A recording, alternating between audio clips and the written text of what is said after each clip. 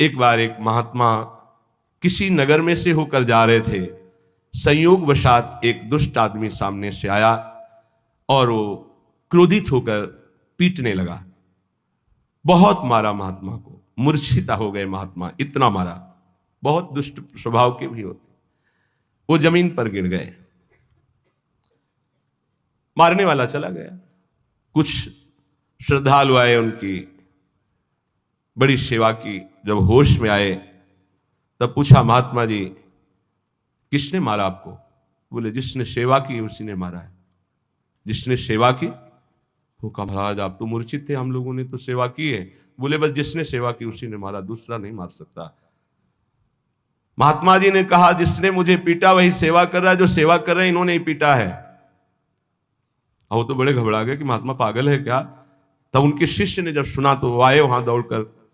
लोगों ने कहा, आपके गुरुजी पागल है क्या? तो बोले, नहीं, आप नहीं समझ पा रहे। जिस परमात्मा ने वो रूप रख करके पीटा, उसी परमात्मा ने आप लोगों को प्रेरित करके आप लोगों के रूप में सेवा की। हमारे गुरुदेव का मतलब ये है। भाव ये, आपके साथ जो निंदा अपमान तिरस्कार कर रहा है वो आपका आराध्य देव दूसरा नहीं है, वही आराध्य देव है। बिल्कुल सुलझी हुई एक एक बात है। सच है कि उस दुष्ट में भी परमात्मा है। सच है कि व्याघ्र में भी परमात्मा है। पर हम महात्मा को तो गले लगा सकते हैं, लेकिन व्याघ्र को, सिंह को गले नहीं लगा सकते।